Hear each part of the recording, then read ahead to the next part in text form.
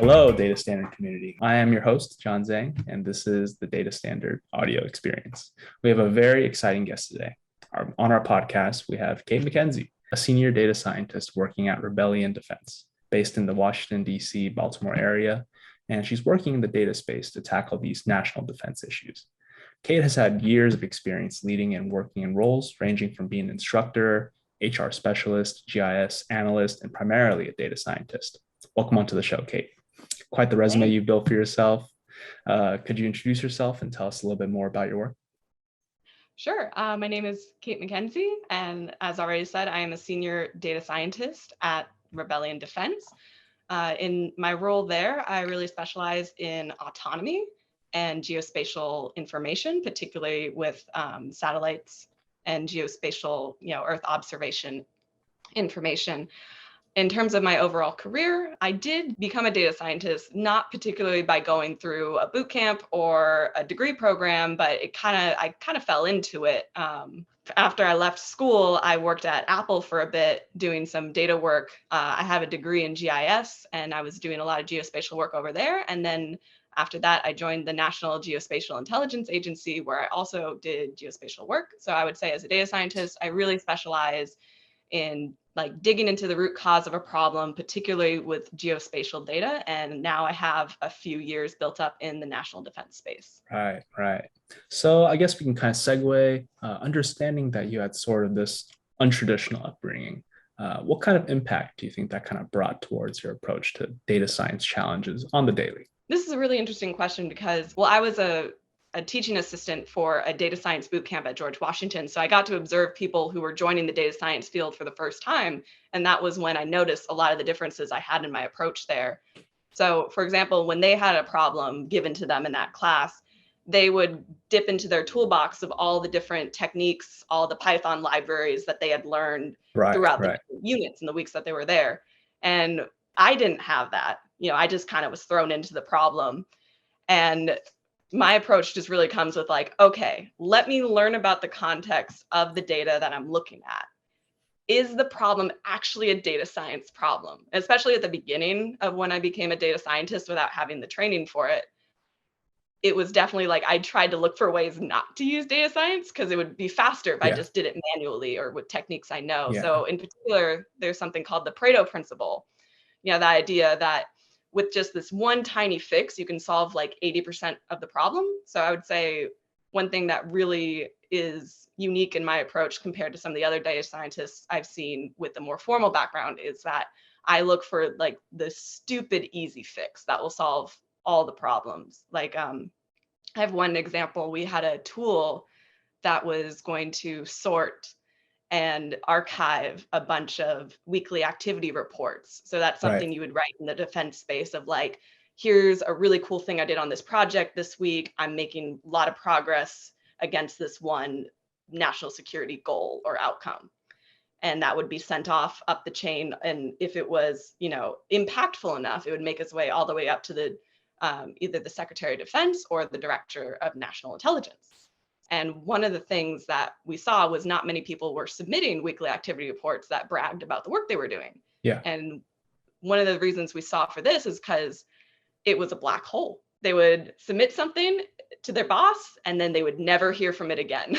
It was just like, where did it go? I don't know. Is anybody reading it? I'm not sure. And so the very, very small fix I did was I was just like, I called it the pizza tracker. So, like when you order food for delivery, it's like the restaurant's preparing your order. Now it's doing this step. Now Right. they're on their way to deliver it to you. So we introduce that visualization into the tool so people can be like, oh, here's where my report is, and here's the feedback, and here's why it got rejected. So adding that transparency solved so many issues with the process as a whole. Yeah. And adding that transparency definitely helps serve for the employees in general. People can actually hear the feedback rather than just assume that they got the feedback. And you said that it's a stupid easy fix, and I would argue that it's actually the optimal solution here, as the people working didn't even know that they were hearing back feedback at all. Yeah, this was actually something the team of editors who were in charge of that process, they had not received that feedback from their users. And so kind of by taking that design approach where we're really empathetic to the user, customer in this case, we were able to fix that problem with just such a low level of effort. Right, right. So let's kind of segue into our new topic.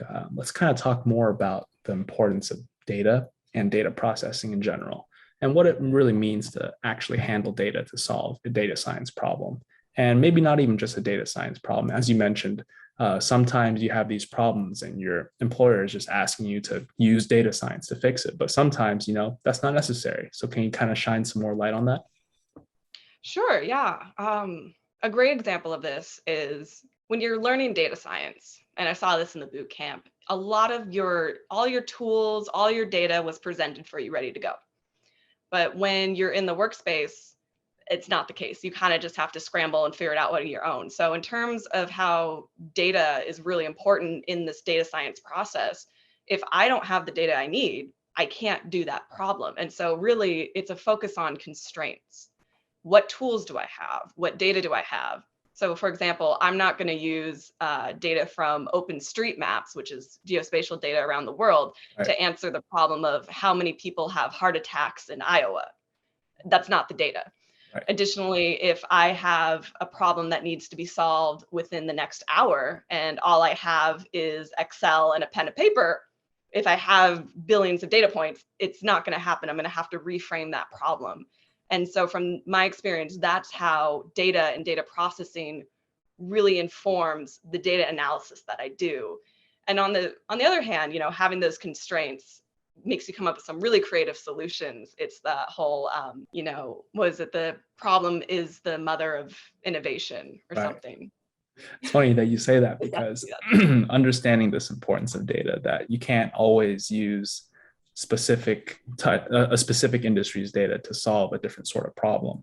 But at the same time, when you work with this data, how does the data come to you? Does it come unlabeled? Does it come unclean? What are the kind of steps that it takes for you to kind of sort of wrangle this thing around? Well, so that's a great question, because in case this is shattering any expectations for listeners, I have never received a clean data set in my 6 years of data work. Never once have I received a clean data set. If I did, it was probably only because it was an Excel table that I made that was only 3 columns. And that's essentially 4 not rows. even considered a data set at that point. Right. That's like if you really stretch that definition. So Right. It's going to be messy. Just accept that. What I tend to do in that data wrangling process is, again, I really look at those constraints. I'm like, in the time that I'm allowed and the tools that I have at my disposal, what am I able to do with this data? Particularly when I was working on intelligence issues, a lot of my work was on classified networks, on classified problems. And because those networks, for good reason, they have a lot of security around them. They'll have firewalls, a lot of cybersecurity measures, which cut me off from the internet and potential bad actors who might try to do any sort of phishing or vulnerability attacks into my system. So I'm pretty limited in terms of what libraries I can pull from GitHub or other information I can just freely download from the web.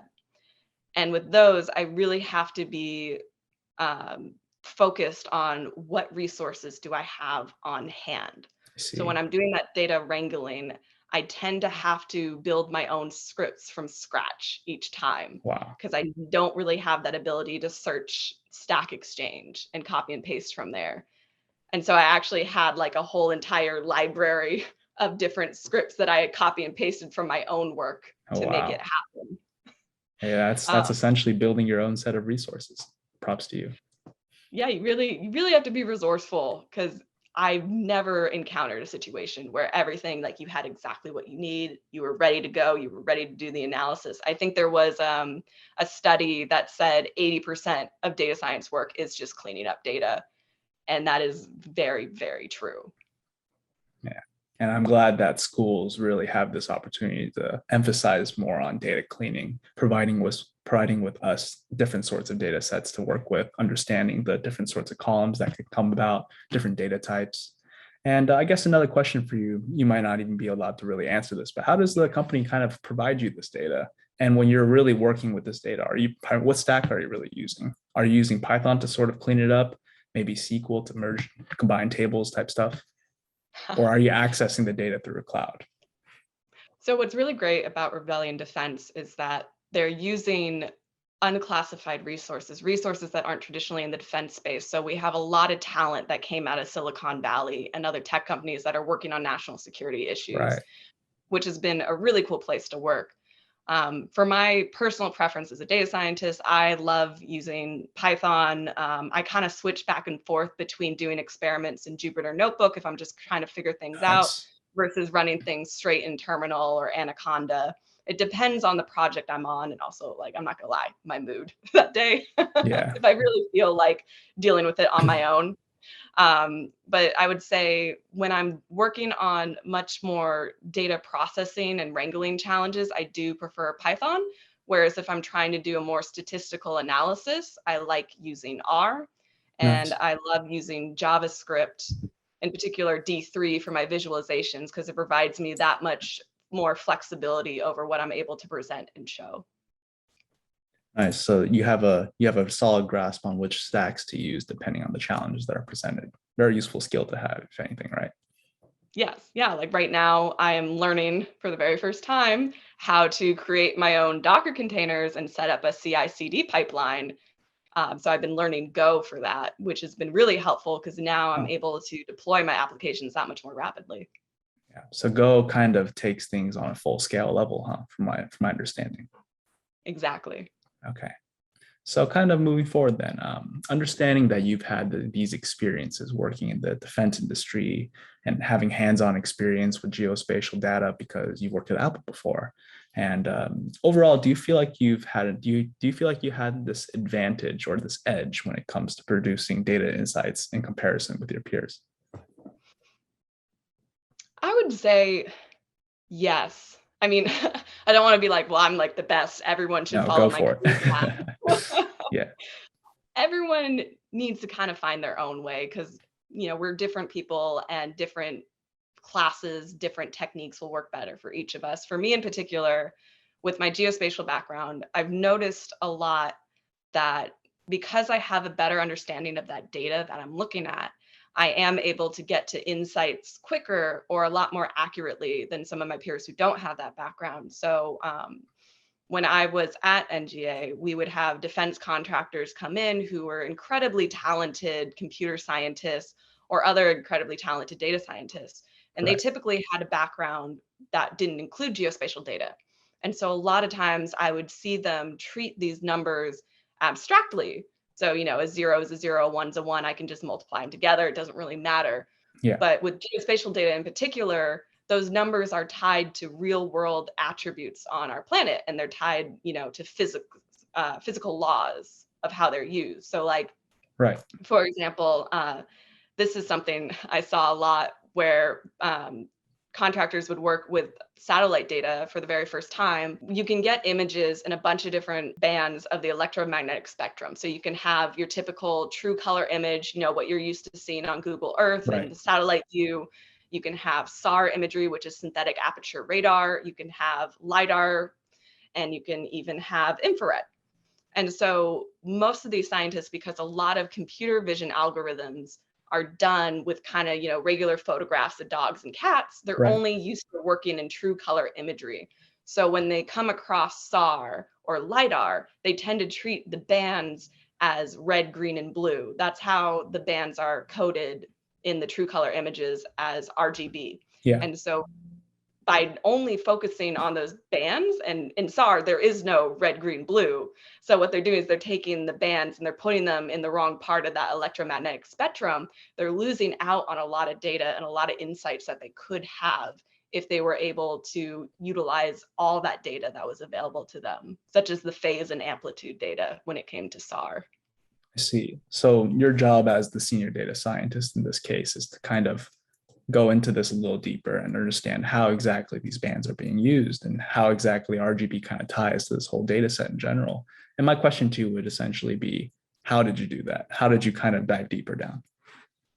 Um, Well, that one was a bit more complicated because you definitely had to learn remote sensing, which can be an Hmm. advanced topic if you've never encountered it for the first time. So instead, I'll give you a different example. This is actually one I just did the other week. Oh, cool. There were some software engineers who work on the front end, and they were doing some visualizations for the geospatial data that they had. They had some imagery that they wanted to overlay on top of a map so they can kind of see where it was and how well the features aligned to the real world positioning. And they built their beautiful front end, they loaded the data in, and when they went to open it over the expected area, the data was nowhere to be found. And they just they kept trying to troubleshoot. They're like, where did I go wrong? And they were really trying to debug it. And they spent so much time on it. And I was like, you want me to take a look at it? Like, just, for a second pair of eyes? And they were like, yeah, sure. And as someone who is well versed in GIS, the very first thing I did was I zoomed out of the map and I scrolled all the way over to this little point just off the coast of West Africa. And lo and behold, all their data was sitting there in a pile. And I told them, I was like, this is a very common phenomenon that you will come across in geospatial data. That particular point you're looking at is, as a joke, a lot of geographers call it null island. That point on the globe is 0, 0 exactly. And so what happened Wow. with their data is when they were loading it into their visualization, they were not able to pull the coordinates. So the program defaulted those coordinates to null, which was interpreted as 0. So 0, 0, a point off of West Africa that we joke as Null Island. The joke is Null Island is the most mapped place on the earth Right. because it's where all the data goes. So that's really interesting because I would have a hard time imagining how a software engineer could kind of debunk that and even understand what exactly is going on, because to them it just seems it's just there. It's just on a coordinate. But you having this geospatial analysis background, you can actually explain why and how this phenomenon is actually working. And of course, you can provide the solution, which in that case the software engineers can implement, right? Exactly. Like they totally grasped the concept of it nulled out, but they did not have the insight to be able to zoom out and go straight to that point on the planet. Right, right. Wow, that's actually really interesting. And just understanding how having a different skill set can actually benefit your job. An industry leader once told me that, myself being a student, that I shouldn't specifically focus in on data science quite yet, that I should become a generalist.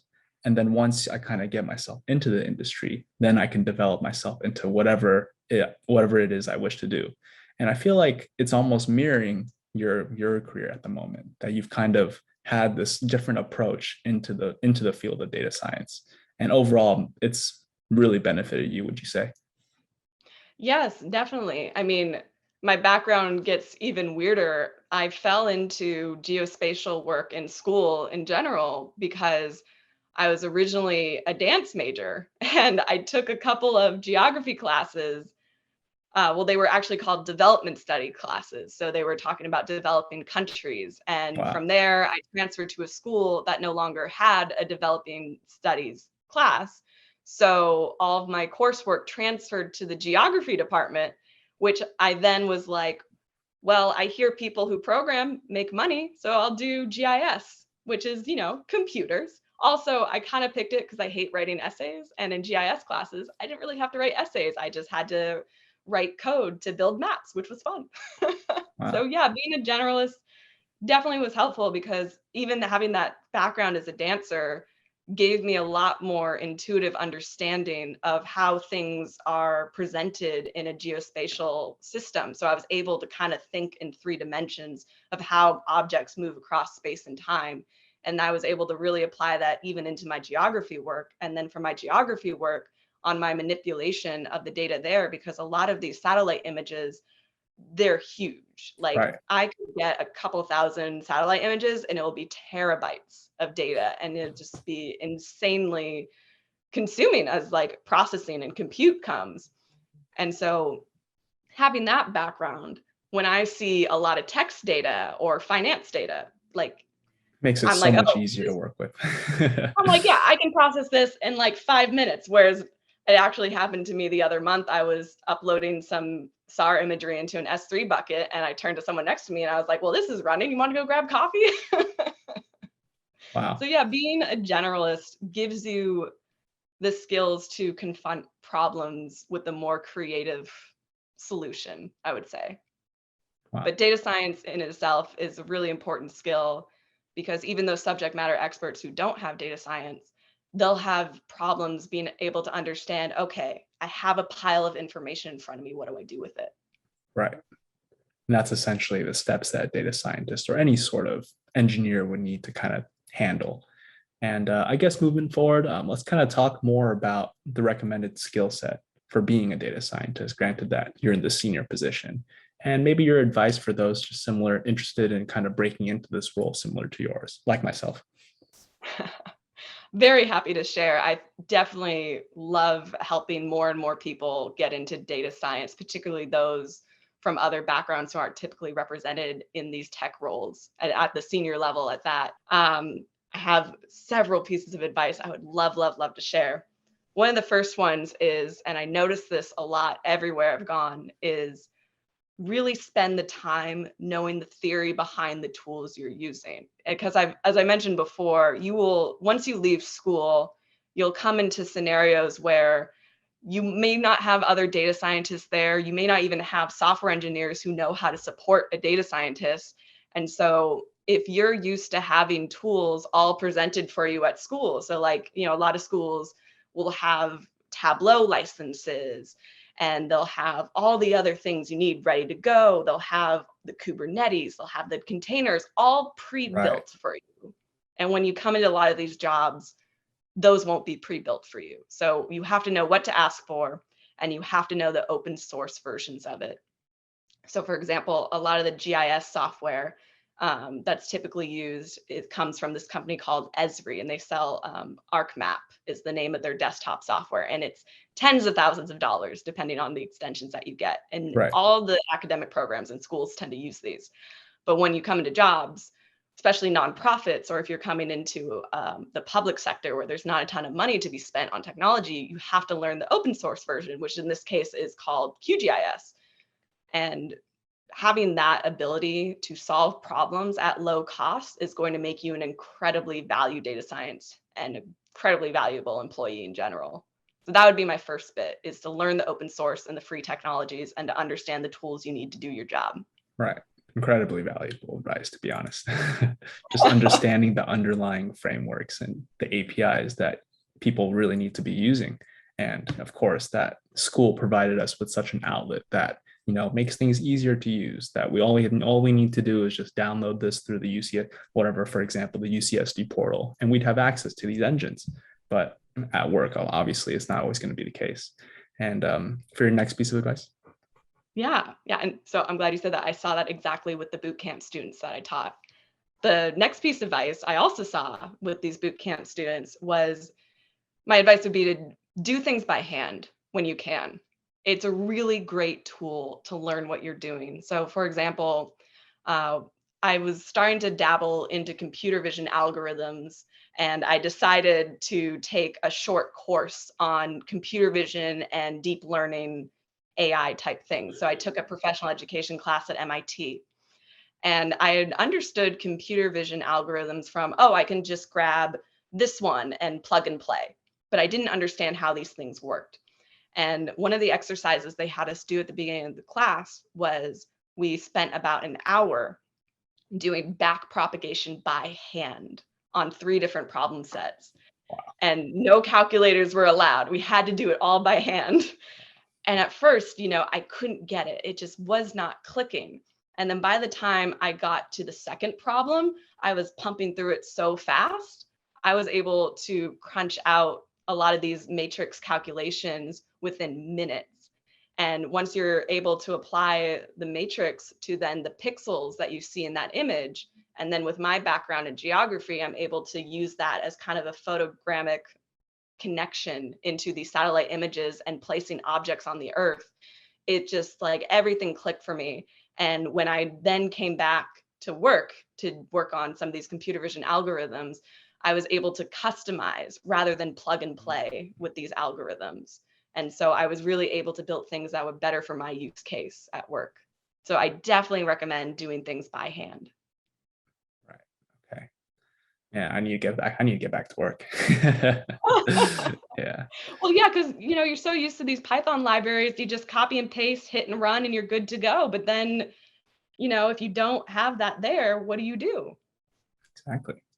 Yeah, and it's all about just understanding the underlying math and statistical analyses behind these data science algorithms that really makes coding these things a lot easier. And essentially, it's like you said, customizing these algorithms.